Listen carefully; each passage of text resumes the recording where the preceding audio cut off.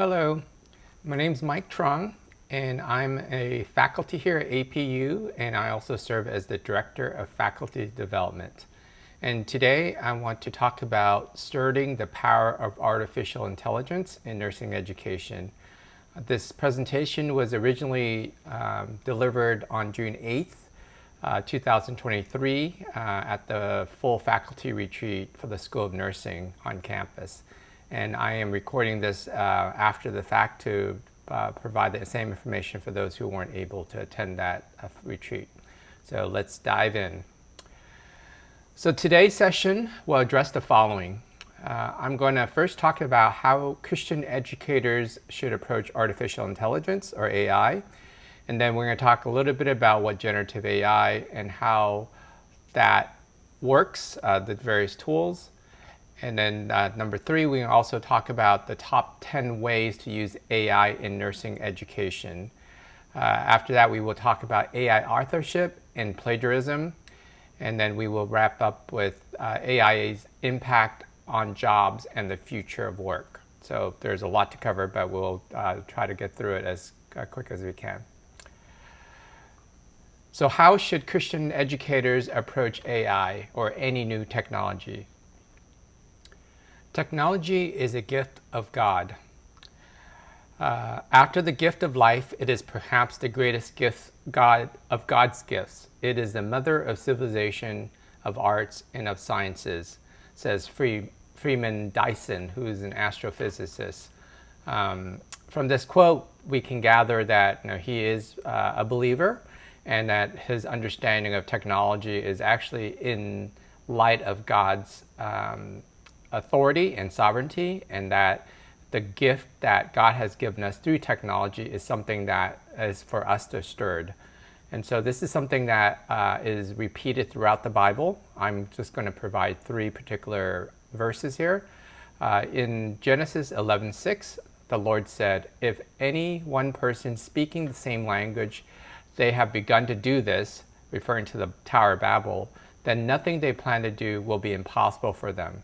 So this is obviously a case where the human race was so unified in their reach towards the heavens that they were able to build the Tower of Babel, and because they were doing this to essentially become like God, they were eventually stopped by God. But that's just one Bible verse related to sort of how technology has evolved and its impact on humanity. Another comes from 1 Corinthians 10:23. It says, "All things are lawful, but not all things are profitable. All things are lawful, but not all things edify," which means that just because the technology exists and just because it's available, it does not mean it's going to be beneficial or profitable or edifying for our use as Christian educators. And then finally, from Colossians 1:16, "For in him all things were created, things in heaven and on earth, visible and invisible, whether thrones or powers or rulers or authorities, all things have been created through him and for him." So I've highlighted the key parts of the verse here. It says, "For in him all things were created." So the fact that God allowed us to have the capacity to build technology and then to be able to use in the world is something that is under his authority. And then also the fact that the technology that's created is meant to be for his purpose and for the advancement of his kingdom. And anytime we use technology in a way that was not intended, that's where we as humanity go awry. So that leads us to the theology of technology. The 4 parts of this is that God has endowed humans with the ability to create technology, including artificial intelligence, and it is a good God-given gift. So the technology itself is a gift from God. But as with all human creation, including AI, technology is subject to the curse. And therefore, technology can be used to honor God or to advance human sin. And finally, since technology offers so many affordances, it can become a counterfeit God. And that phrase, counterfeit God, is something that has been written a lot about in the Christian circles. But the basic idea there is that if we are not careful, we allow technology to replace God. Now, we idolize God. We put technology before God. And in many ways, I always give the example of the average adult looks to their mobile devices over probably 200 times a day. And that question I always ask believers is, how often do you turn to God in your average day? Maybe 200 times is a lot to ask, but maybe 100 times, maybe 50 times. Do you do that? I mean, that's something that we as believers oftentimes fall short, and we turn to technology first before we turn to God. So how should Christian educators use technology? These are some basic principles that I think if we abide by, then it will allow us to use technology in an ethical and a meaningful way. So first, educators can embrace technology because it is a gift from God. We have established that in earlier slides and some of the verses. Educators can reap its benefits by using it critically and redemptively. Educators can use technology to contribute to human flourishing. That's also something that I think we have the capacity to do. And then finally, educators can speak truth to technology's potential to be idols. Something that I often do in my class with students is that I talk about how technology is a lure, and it's very insidious sometimes to how it will take over our lives if you don't pay attention to it or if you don't put limits to it. And so that's something that we need to do as educators, to be able to speak truth to technology's really powerful allure and attraction and addiction to our habits. So the idea of the promises and the perils of AI, artificial intelligence. On the left here, you see a little graph of what they call the singularity. That it's that point in humanity where human intelligence is surpassed by artificial intelligence. Some people believe that that is going to happen somewhere around 2050. Some people are arguing that it may even come sooner. And so there's been a lot of discussions in lots of circles talking about when is that point in humanity going to take place. But aside from sort of the prediction about that point of singularity, the recent artificial intelligence discussion has been written also. A lot of people have talked about that. In particular, I want to just point out this one opinion piece from the New York Times from Noam Chomsky and his colleagues. They wrote an article called "The False Promise of ChatGPT." And in that essay, if you have a chance to read it, I highly recommend it. They argue that despite the appearance of GPT having lots of potential in emulating and almost synthesizing language that humans do, at the core of that technology does not have any general intelligence in any sense of that word. It basically is a very sophisticated guessing machine.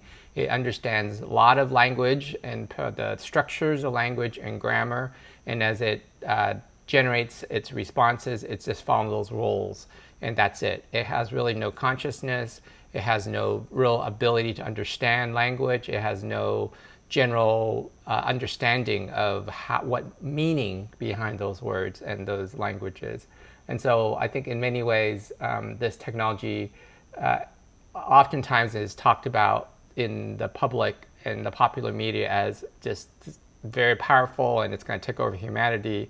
But if you really dig a little deeper, that is very, very far from reality. Again, it's an opinion piece I highly recommend you follow up on if you're interested in this topic. So ChatGPT's negative impact on education. So the first and foremost is that it tempts students to shortchange their learning. I'd say this is probably the most insidious part of this new technology, is that students are often tempted by this technology to really get to the outcome without really learning the material. And in that way, they are basically shortchanging their own learning and their own education. And so as an instructor, one of the things we can do is to really bring this out and talk about it with our students. Mention to them that you don't want to take a shortcut to your learning, because in the long run, the person that is going to be most negatively impacted is you, is the student. So emphasize that to your students. Second is that idea of it weakens the fundamental skills like knowledge building, writing, critical thinking, and learning strategies. These are fundamental skills that oftentimes students, especially undergrads, are developing while they're in school. But if they rely on technology like ChatGPT, they are basically going to rely more on the machine to do the fundamental skills and them doing less of it, and therefore they end up being weaker in their fundamental skills attainment. And then third, the idea that ChatGPT, it raises concerns about academic integrity, and this is something I will talk about later on in this presentation. But there are lots of concerns in higher education and education in general about how technology like ChatGPT is going to violate many academic integrity issues, and we will try to explore some of that later on. And then finally, ChatGPT and other similar technologies can reinforce racial, gender, and other biases that are built into the training data.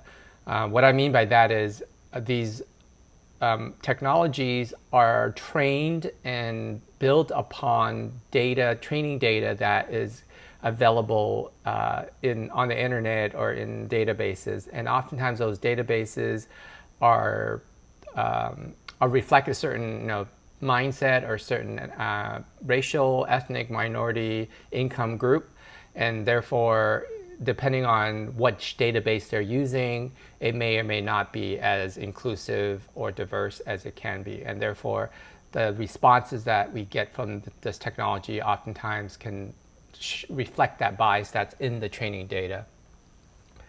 So here are some questions I would love for you to consider in your sort of after you've watched this presentation. You can go back to these questions just to think through, like, which of these questions do I need to answer in my own particular situation, and where do I go to find these answers? So the first question is, why was AI created? Just having that kind of broad opening thought is actually a very good exercise to understand sort of the technology in general.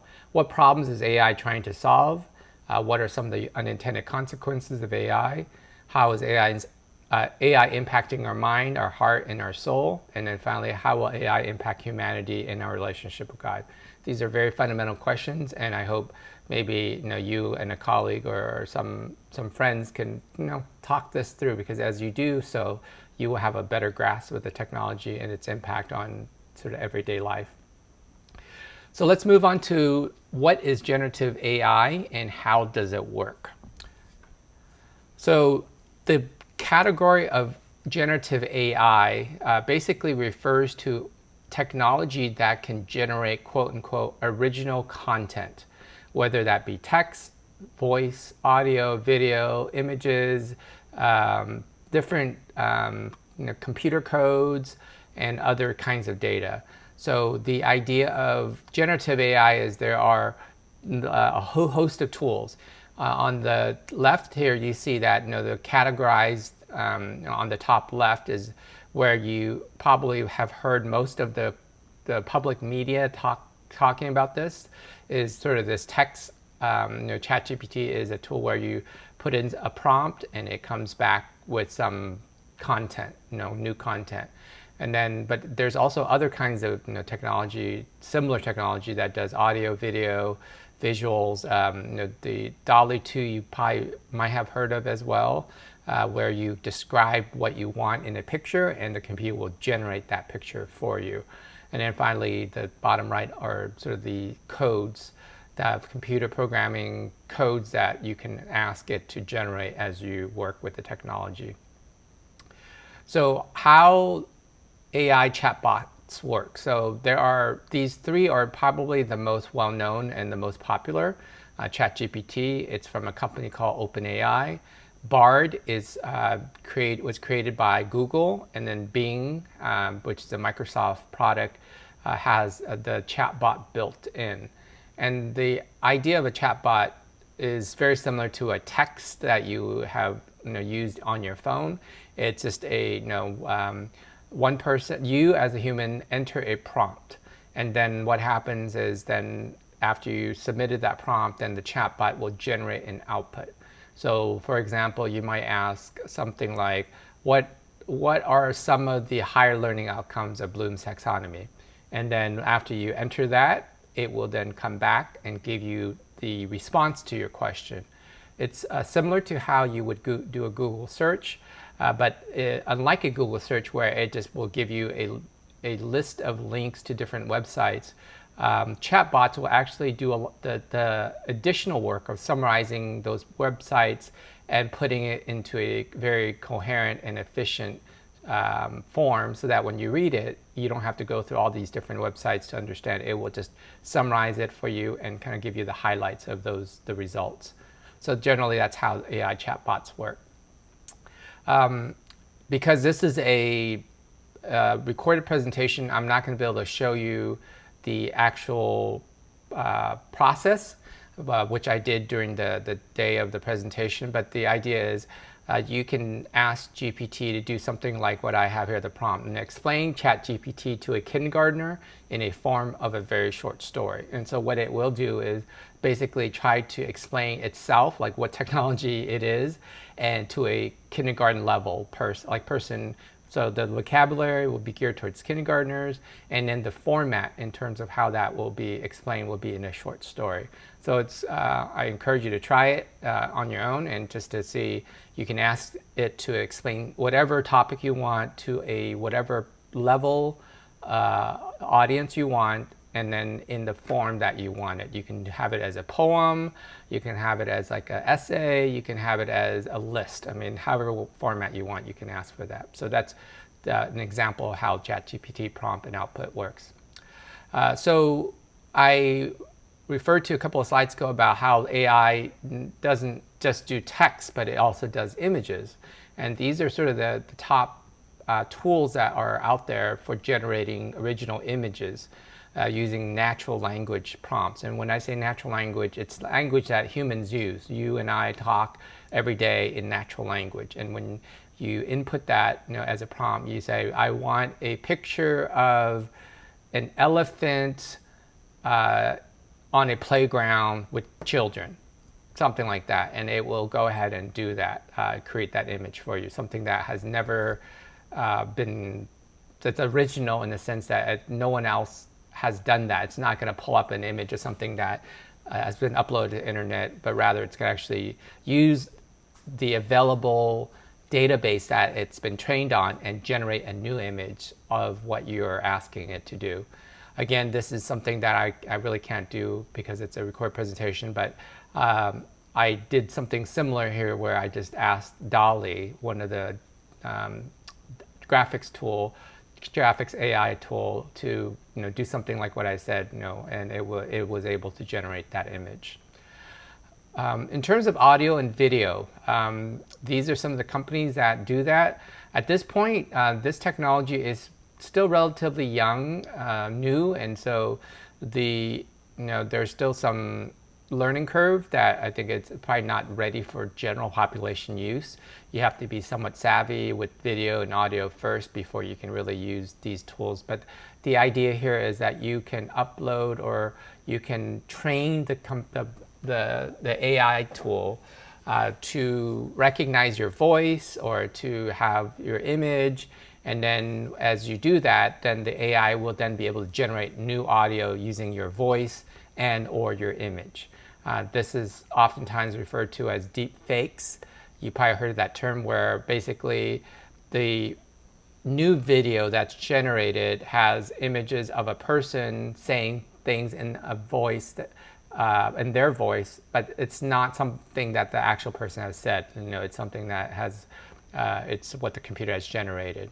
And so that leads us to the questions reflection question. So Which AI tools have you used? The ones I've listed. If you haven't used any of them, I recommend you start with one, which is the ChatGPT. That's the most common. And then second question is, what AI tool or tools do you want to learn more about? If you are familiar with the GPT text tools and you want to learn another tool, go for it. I think the more experience and comfort level you have with these tools, the better you will be equipped to engage with your students and how it might impact your teaching. How will you go about learning these new tools? You can watch lots of videos. YouTube and other places on the internet has lots of tutorials you can watch of different people showing you how to use the tools, or you can get together with a colleague. And number 4, where you can have a learning community and just meet maybe once or twice a semester and just talk about how these tools work and share what you've learned. And then finally, what is your personal goal for gaining familiarity and competency of these tools? What are the top 10 ways to use AI in nursing education? So here we see here 10 ways that ChatGPT can help nursing education. And in fact, I use ChatGPT to actually generate this list. And so this is one of those things that I'm trying to demonstrate or model the use of this tool using the tool itself. I've also put together a handout for these 10 ways and with the prompts. The QR code here is for you to scan so that you can download that handout for your own use and reference. Since this is a recording, I'm not going to be able to actually go through all of the different ways, but rather I'm just going to highlight a couple of these things and then talk a little bit. But I really encourage you to look at the handout, use the prompt that I provided, and then you can then put that into ChatGPT, and then it will generate the response, and then you can evaluate how well it does. But as you can see from this list, it is very thorough in terms of what it can do. It can do simulations, virtual patient simulations. It can do clinical case discussions. It can do drug education and pharmacology, anatomy and physiology, disease pathophysiology, evidence-based practice, nursing skills and procedures, patient education, NCLEX preparation, as well as mental health support. So very, very robust tools. So here is an example of a virtual patient simulation. So what the prompt I provided in the worksheet is that you are assessing a virtual patient who presents with shortness of breath and chest pain. Take a focused history and perform a physical examination. Discuss your differential diagnosis and initial intervention. And so if you were to put that prompt into ChatGPT, it will begin to create, in some ways, a simulation that you can then work with.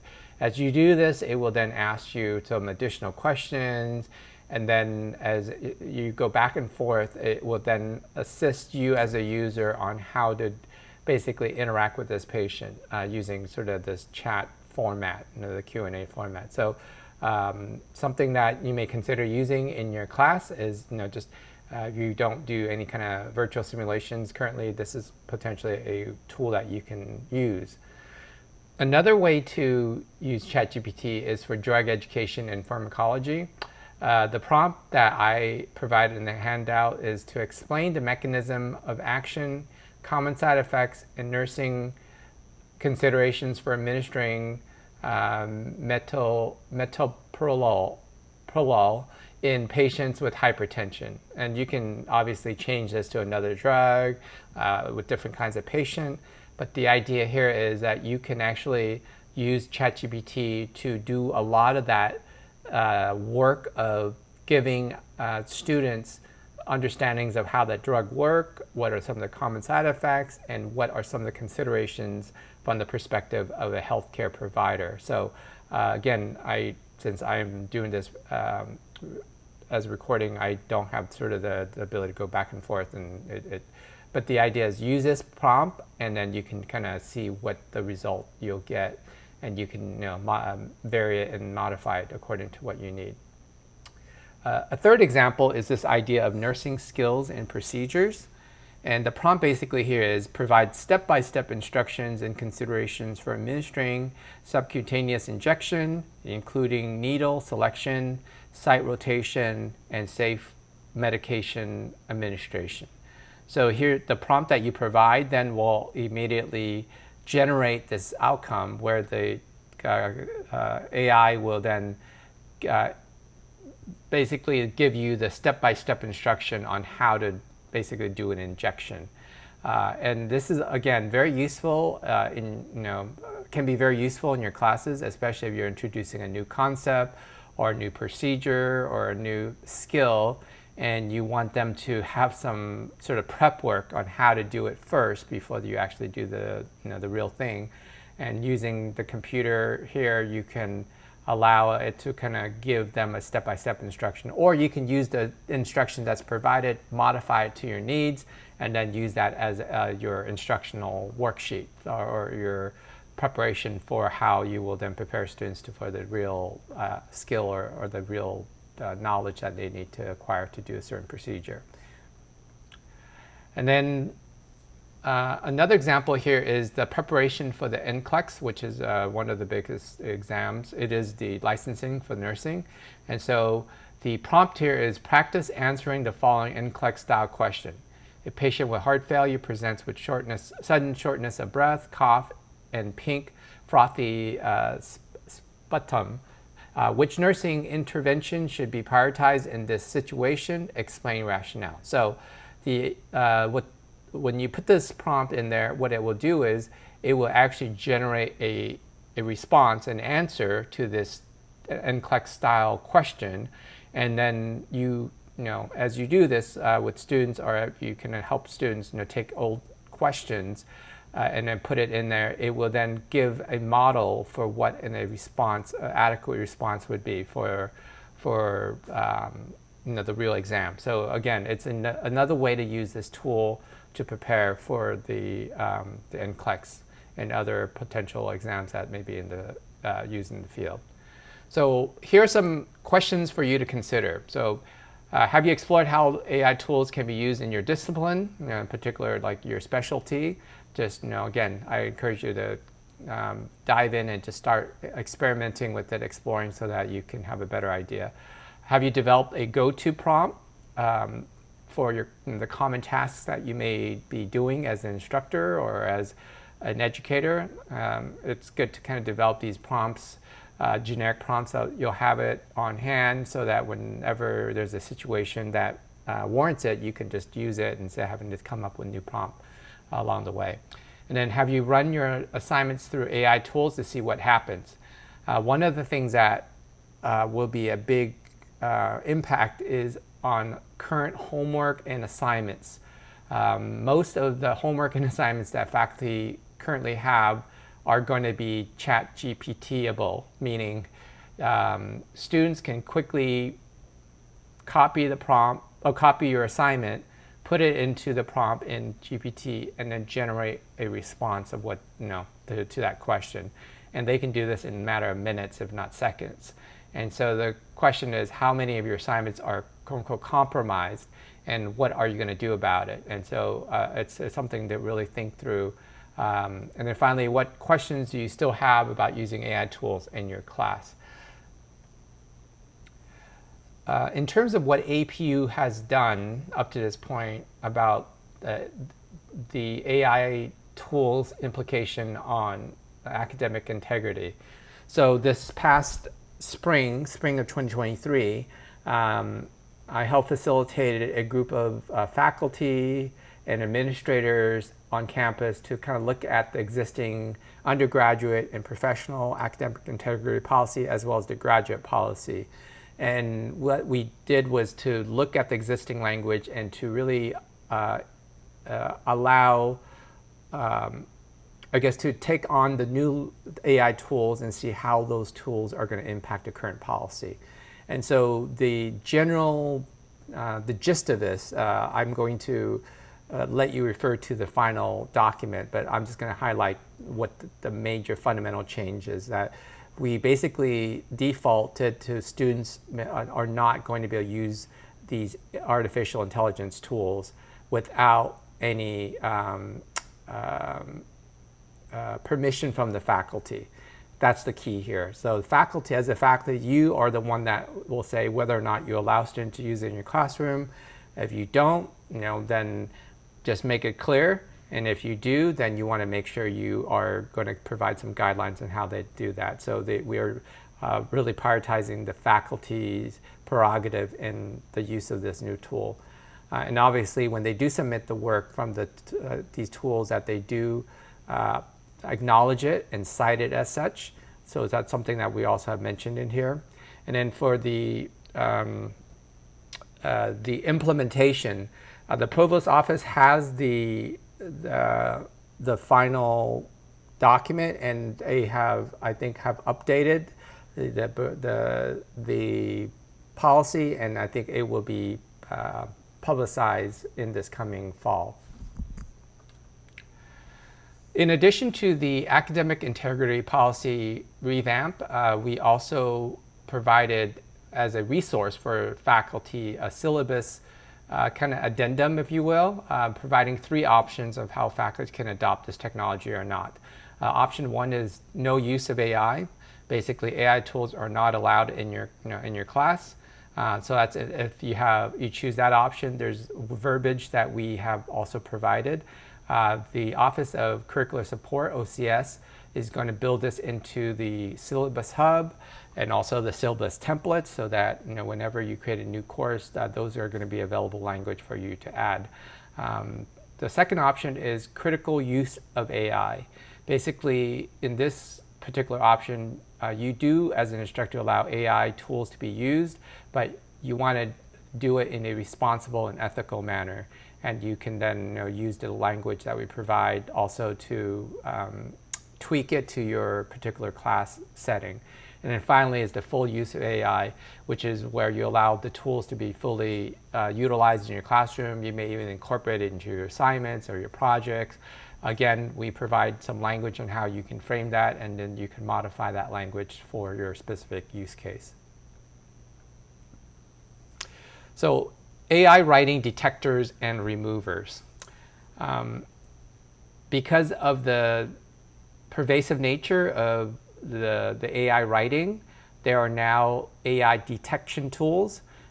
We have in our instance, in our Canvas, which is the Turnitin. It's in addition to the originality score that you typically would see if you use that particular tool, you will now see a second score, which is highlighted on the left side. And you can see here the original overall similarity is the 7%, and then the AI detected writing is the percent of the writing that the computer thinks is coming from a tool like ChatGPT.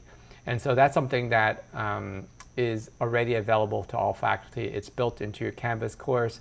It's just a tool you check. If you do the originality check, it will be part of that report.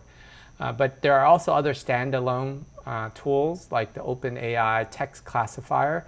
That's the same company that created GPT. It also created a tool for detecting AI writing. And then there's also GPT-0 and also originality.ai.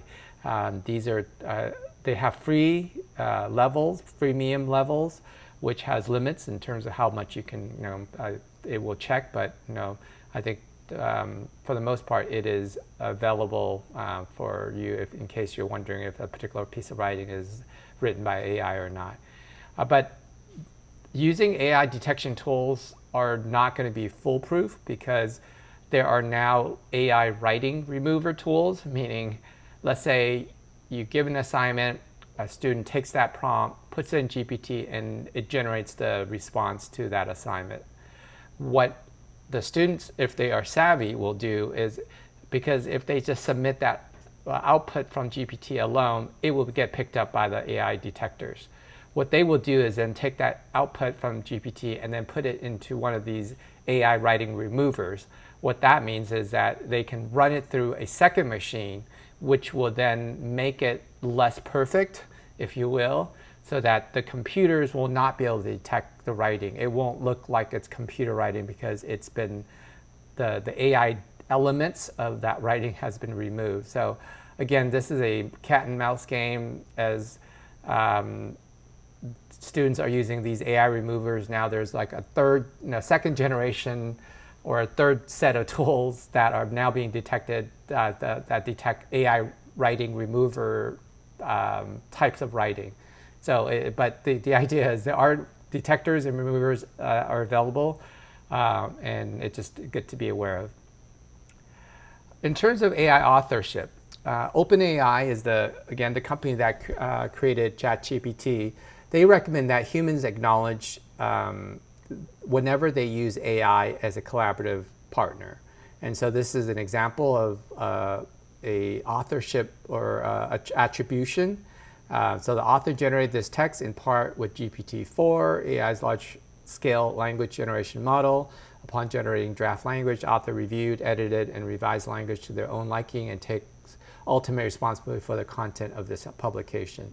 So you will begin to see some of this type of language in articles that are published or in some maybe websites or whatever the case may be. And if you do use AI in your classroom, this is also something that you would recommend your students do, so that anytime there is a use of this tool in the completion of their assignment and it is allowed, then at least they're attributing it to the source of where they're getting the response. And then there's also, I think, new AI content credentials that are taking place. It's slow, but it is slowly emerging. Here's one example. So when you use the Adobe Firefly, which is the text-to-image kind of AI tool where you describe something in natural language and it will generate the image, every image that it generates now will have this little credential or little signature stamp on the bottom left of that image, so which is what I have here. So whenever it generates an image, it will always have this little signature, this credential, digital signature. And so I think going forward in the future, there might be something like that that will happen with AI generated content, but no, we will see. Here's the questions for this section to consider. What is the likelihood of using AI tools in your course? Are you familiar with AI detection tools? Are you prepared to discuss AI-related plagiarism issues in your courses? Have you considered revising your assignments to be more AI-proof? And then finally, have you thought about how you would use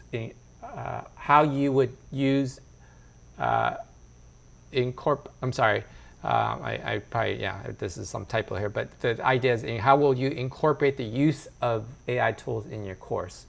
So how would you incorporate the use of AI tools in your course? Finally, in the last section, I will talk about how AI will impact jobs and the future of work. In March 27, 2023,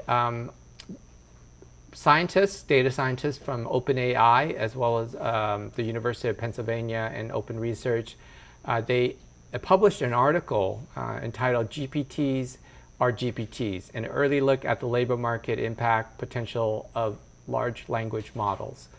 And in this article, basically, the key findings are that 80% of US workforce could have at least 10% of their work task impacted because of this technology. And then 19% of workers may see at least 50% of their task impacted. And when they say work task impacted, what it refers to is that this technology can either essentially replace the worker in doing that task, or it can do the job more efficiently, or it actually can transform that task entirely. And so, as you can see, I mean, it's a pretty big chunk of the economy. If 80% of workforce are going to be impacted by this technology in one way or another, it's going to be very, very seismic in terms of its implication. And so this is something that we need to kind of keep an eye on in education as we educate and prepare our students for the work world. This is something that we also need to be aware of as educators.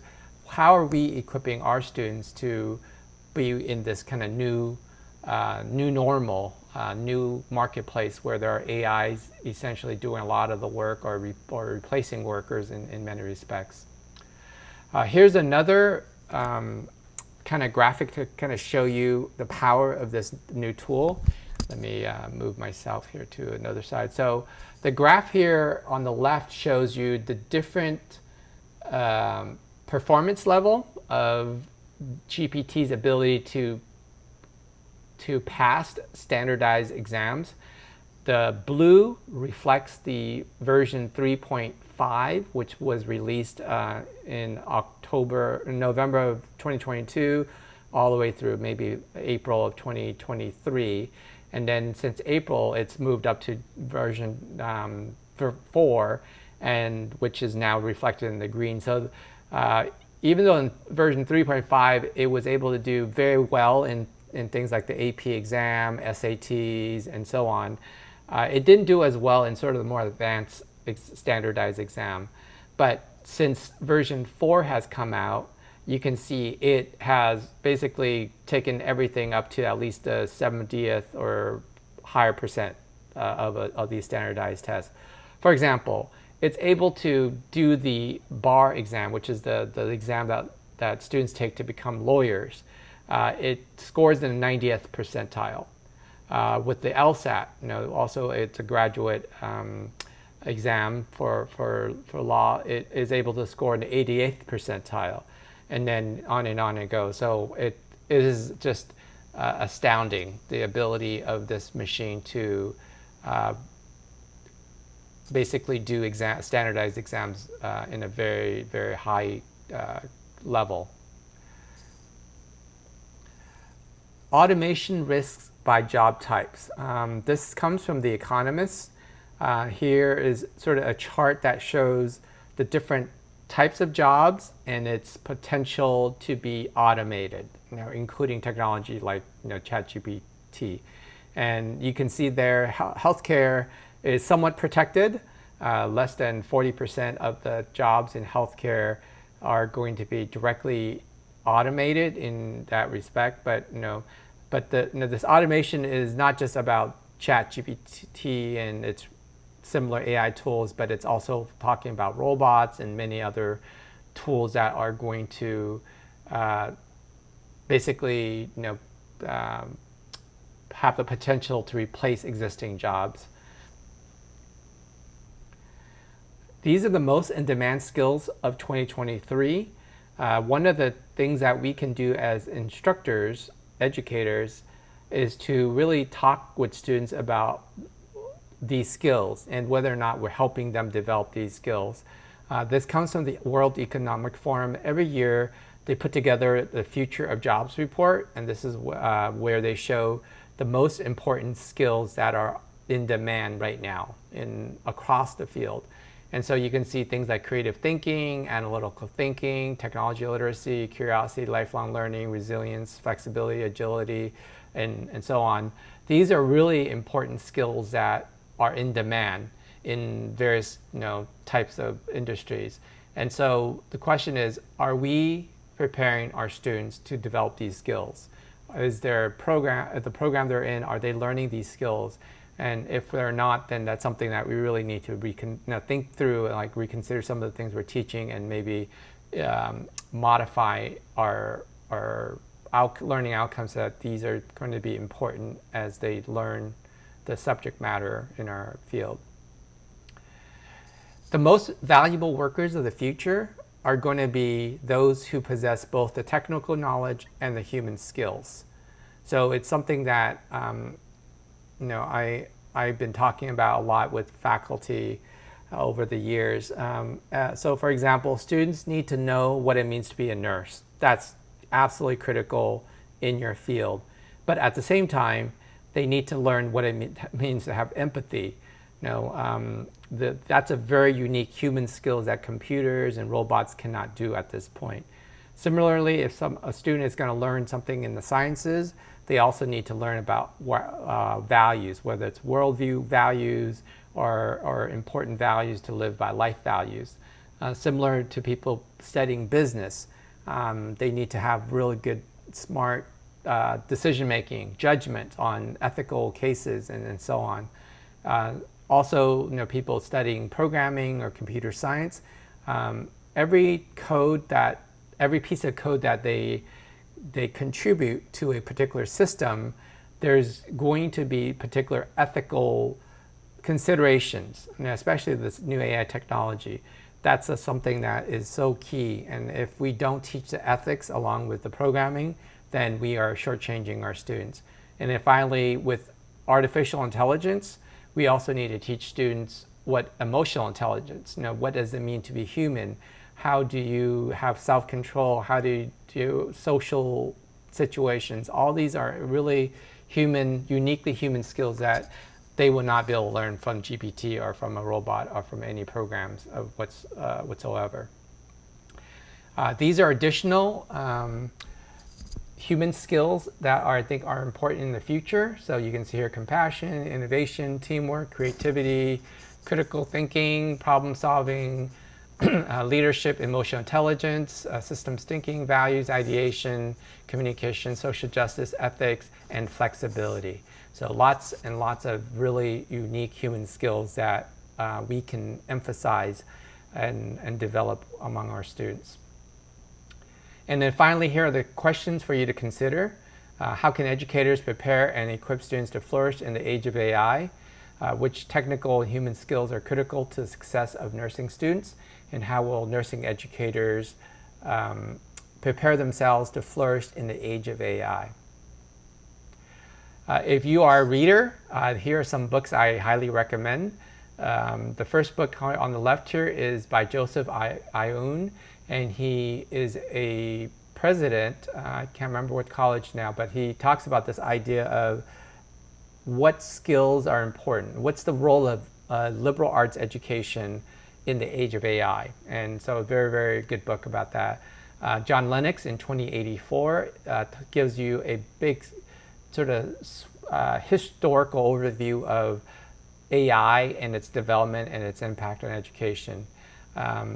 Anthony Selden in the Fourth Education Revolution talks about sort of the role of AI, very, very positive about the technology and the idea that it can liberate us, but he also gives us some warnings about how it can actually shrink our role in our future in education.